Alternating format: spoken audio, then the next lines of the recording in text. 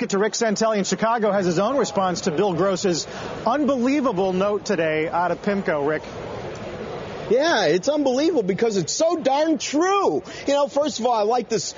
He talks about we're serial offenders, kind of like crazy for Cocoa Puffs, except for we're crazy for debt. We're crazy for printing. And his analogy is, we're addicted to budgetary crystal meth. Well, then you read some of these op-eds, and there's a lot of economists out there who says yes. And the problem is we need to make crystal meth cheaper. That's their answer. I kid you not. Artie, what do you think about all of this? And, Artie, he's one of the guys that represents things that the Fed can print, by the way. Yeah, the Treasury market, you've got to respect the size of this program. The size of this program is enormous compared to anything else we've seen. Well, between the twist and between close to $2 billion a day on the MBS side, which is more than issuance several of those times. Several of those days. So really, at what point is enough?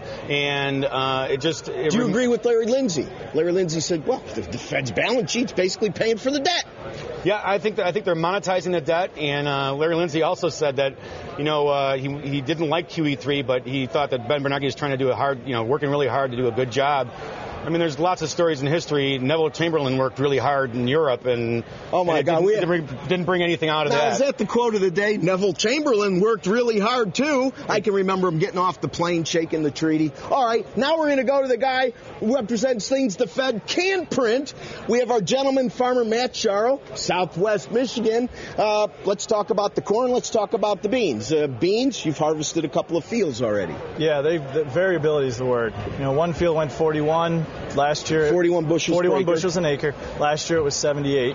And then the other field I went into thinking it was good, it ended up 24, and that normally goes into 55s. Now, getting above and beyond the actual production, what's the quality look like? Quality's okay. They're a little smaller than normal, and you take a little bit off of a bean, it takes up a lot of volume. It's all right. The dollar's a little smaller than normal.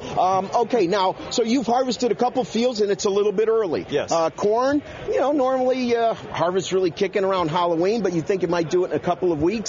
We've talked about your corn. Give us an assessment there. Corn, you can estimate that fairly well. And again, one field, 70 bushels an acre. The next one's going to be 140-ish. I'll know for sure in about 3 weeks. Well, we never got some of the prices. We didn't get, above $18 in beans.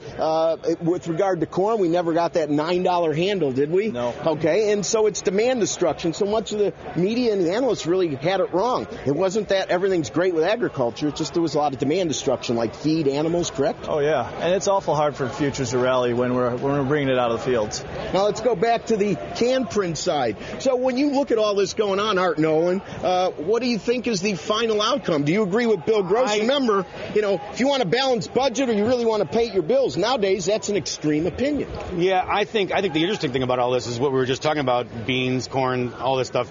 They're going to have to find, there's so much money being injected in the system.